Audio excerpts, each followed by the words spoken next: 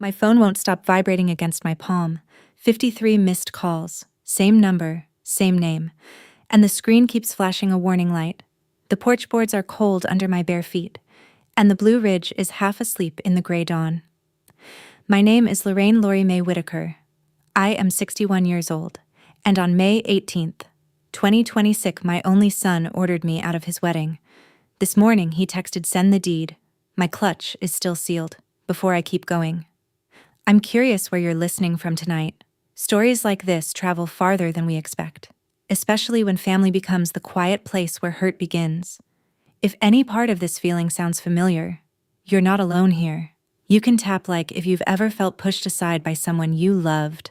And if you'd like to stay with the rest of this story as it unfolds, you can subscribe and keep listening with me.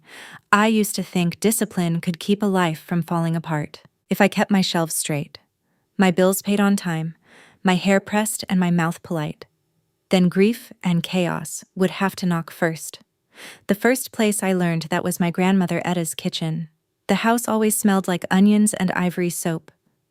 She would stand at the counter with her sleeves rolled up, counting out change like it mattered. She kept a coffee can high above the fridge. She'd tap the lid twice before opening it. Like a code. I asked, "Why you hide it up there?" She didn't look at me. "Because folks smile while they steal," she said, and slid the can back out of reach. Etta also had a trunk she treated like scripture. Dark wood, brass corners. Her initials worn smooth by time. It sat in the attic like a promise that didn't need an audience. When I was older, she let me climb up with her. The attic air was hot and tasted like dust. She'd lift the lid and the smell of cedar and old paper would rise up. "This is what they can't rewrite," she'd say, then close it again before I could read a page. I thought she was hiding shame. I didn't realize she was hiding freedom. My daddy, Pastor Henry Whitaker, treated the land like a sanctuary. Sunday mornings he'd walk the fence line in his clean shoes, checking posts, palms open like he was blessing the ground. He built the barn with his own hands, even when his knuckles stayed swollen from years of work. In summer, the boards warmed under your fingers. In winter, the metal latch bit your skin. Daddy planted trees the way other men wrote letters. He'd press a sapling into the soil, pat it down, and say, "You won't see what this becomes, but somebody will. Those trees are tall now, throwing shade wide enough to feel like a roof." I met Daniel Marcus Whitaker at a fish fry behind the church, smoke curling up while kids ran barefoot in the grass. He had that quiet kind of confidence that didn't demand attention. Halfway to my car, he stopped to pick up a broken bottle someone left near the picnic tables. "People forget," he said, tossing it in the trash. "Somebody always pays." Daniel was the first man who made me feel like being careful wasn't a flaw. We married, and our life wasn't fancy, but it was ours. We fixed fence posts, planted tomatoes, and kept an accordion file of papers because you never knew what you'd need to prove later. When Daniel died in 2016, the world didn't end. It got quieter. The porch swing creaked even when no one sat in it. I would wake up and reach for him and touch cold sheets. People brought casseroles and said kind things, then went back to their lives. I stayed on the land, because leaving felt like breaking a vow I never said out loud. Some nights I walked down to the willow where Daniel's grave sat and listened to the wind comb through the branches. I'd whisper, "I'm still here," like reporting for duty. Jordan was 20 when his daddy died, already halfway into his own future. After the funeral, he stood in the yard staring at the barn. "You gonna keep all this?" he asked. I said, "It kept us." He nodded like he understood, but his eyes slid away too fast, like the land was something heavy he didn't want to lift.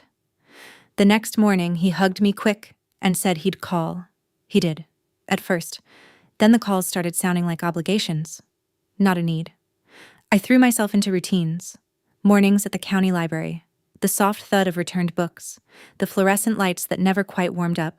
Afternoons at the community center, helping older folks find the letters on a keyboard, watching them smile when they finally sent a message on their own, then driving home to a house that felt too big and too quiet. Jordan met Haley Pierce, and suddenly my son's life got glossy. He started using words like networking and opportunities like those were new inventions. The first time I met her, she hugged me lightly, the way people hug when they don't want to wrinkle their clothes. Her smile stayed in the top half of her face. She looked around my living room like she was reading price tags I couldn't see. I offered iced tea. She asked if I had sparkling water. Jordan laughed too quick, trying to make it cute. After they left, I found a damp ring on my coffee table. It wasn't the stain that hurt, it was how Jordan didn't notice it, even when I wiped it away. After that, his voice with me turned careful, like he was translating himself. Haley thinks this would be best, he'd say. Haley says it'll be easier. I asked simple questions, the way I did at the library when someone was lost. What do you want? I asked him once. There was a pause.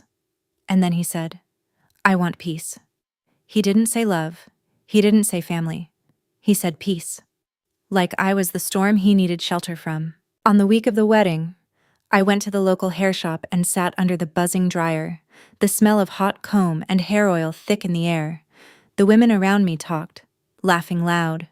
Mother of the groom, the stylist said, smoothing my hair down. You gonna shine. I nodded and smiled, keeping my hands folded in my lap. My clutch sat beside me, and I kept checking the zipper like it might pop open on its own. The drive to Blue Ridge Summit Lodge was all winding roads and tall pines, scenery that looked like it belonged to somebody else's postcard. Inside, everything smelled like fresh flowers and expensive candles. Veronica Pierce greeted me with a perfect, polite voice that never warmed up. So nice you could make it, she said, and then her eyes moved past me like I was already part of the decor. I sat where they put me. I smiled when I was supposed to smile. I held my shoulders back the way my daddy taught me, as if posture could protect dignity. Jordan looked at Haley like the room belonged to her. When he finally looked my way, it was quick, almost startled, like he forgot I was real. Later, when the music got loud and the laughter got higher, he came close enough for me to smell cologne on his collar. His face was hard in that familiar way that said the decision had already been made somewhere else. Mom, he said, you need to leave. Right now, tonight. I drove home from Blue Ridge Summit Lodge with my hands locked at 10 and 2. The mountains were black shapes under a sky full of stars that didn't care who got humiliated in a ballroom. My phone lit up on the passenger seat, Jordan's name. I let it ring until the screen went dark, then lit again like a pulse. When I pulled into my gravel driveway, the porch light threw a weak yellow circle onto the steps. The clutch was on my lap. Inside it, the envelope with $10,000 pressed flat against my palm like a secret I suddenly didn't know how to give. I went inside, kicked off my shoes, and didn't turn on a lamp. I laid the clutch on the kitchen table and stared at it, waiting for the shame to turn into something useful. When I finally crawled into bed, my mind kept replaying Jordan's face as he said it.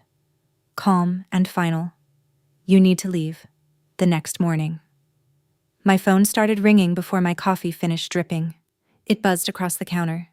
Jordan's name flashing again and again when I answered. His voice sounded bright, like we were picking up a normal Monday. Hey, Mom, quick question. Where do you keep the property deed? I blinked hard. Excuse me? The deed for the land, he said. Haley and I were talking. We've got a chance to do something smart. Her people know a contractor. If we subdivide, we could do a profit split. 60 for us, 40 for you. You'd still make a lot, and you wouldn't have to deal with all this upkeep. He said upkeep the way someone says clutter. Like my whole life was a mess he was kindly offering to clear. I'm 61, I said. I know. He rushed in. That's why this is perfect. Haley found this little community closer to us. Nice place, pool, activities. You'd have people around. It's better for everyone. Better for everyone. Not once did he say, "Are you okay?" Not once did he say, "I'm sorry." He didn't even mention last night, like being thrown out of his wedding was a detail that had already expired. I walked to the window and looked out at the barn and the line of trees beyond it. The air was cool, and the grass still held dew. I could see the willow in the distance, its branches moving over Daniel's grave. "Jordan," I said. Slow. "We need to talk about what you did. We can talk later," he said, impatience sharpening his voice. "This is time sensitive. Can you overnight the papers today, overnight? Like my grandmother's sacrifice was a package to be tracked. I'll call you back." I said. When, Mom? Don't make this difficult. I hung up.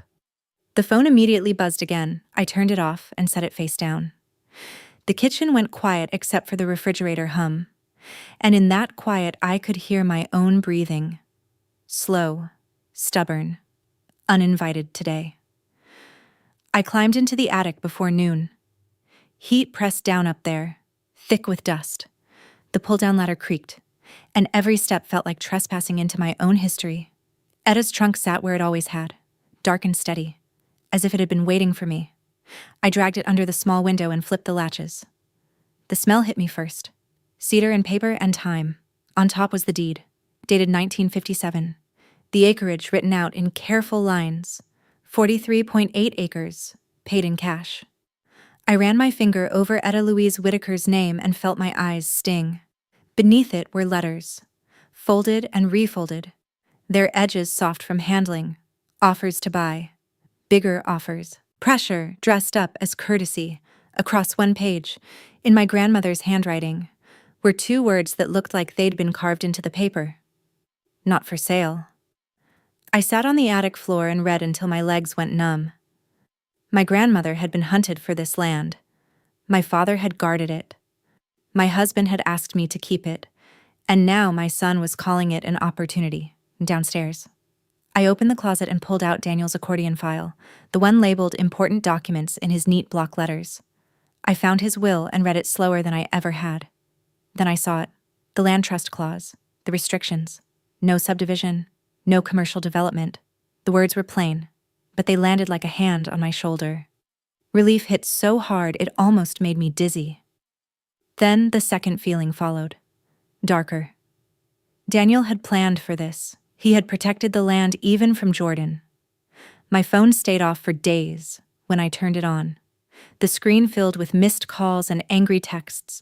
One message from Jordan said I was selfish, another said I was childish. A message from Haley called it a misunderstanding and asked if we could talk like adults. The last one made my hands shake. Jordan wrote that he had talked to a lawyer and could challenge Daniel's will for undue influence. Undue influence. Like I had controlled a dying man. Like the years I held Daniel's hand were something they could drag into the light and smear. That afternoon, I drove into town and sat across from Meredith Caldwell's desk. Her office smelled like paper and lemon cleaner.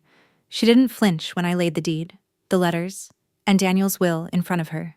When I finished, Meredith slid her glasses up her nose and said, "Lori, this can be activated while you're alive. You can lock this down permanently." My heart beat hard once, then steadied. "How soon we can draw it up by Monday," she said. "You'll sign in front of a notary. Then we file. Monday. A date on a calendar. A line in the sand." I nodded, and it felt like choosing myself for the first time in a long time. Meredith Caldwell's office was too bright for what I was about to do. Noon sun cut through the blinds in thin stripes across the mahogany desk like a verdict. The air smelled faintly of lemon wipes and warm paper. A tissue box sat untouched. Polite and useless. Meredith set two things in front of me: Daniel's will, opened to a tabbed page, and a thick packet with a blue divider on top. The notary's stamp waited beside a black pen that felt heavier than it should. "I'm going to say this once," Meredith said. "When this gets filed, it's permanent. No subdivision, no commercial development." I nodded. My mouth was dry. A clock ticked somewhere behind her, slow and steady, like it had all day to watch me break. She tapped the will. "Daniel wrote trust language to protect what your grandmother bought. Today. You make that protection active while you're alive to enforce it. Daniel." I saw him at our kitchen table, glasses low on his nose, reading fine print like it was a second job. I hadn't understood then that love could look like paperwork. The notary checked my ID and watched me sign her logbook. Her face never changed, but her stamp sat there like a small hammer. Meredith slid the first page towards me. I found the line where my name belonged. My phone buzzed inside my purse, once, twice, then again, long enough to feel like fingers around my ribs. Meredith's eyes flicked to the sound. "Do you want to turn it off?" she asked. I pulled the phone out and saw Jordan's name. Heat rose in my chest, then dropped into my stomach.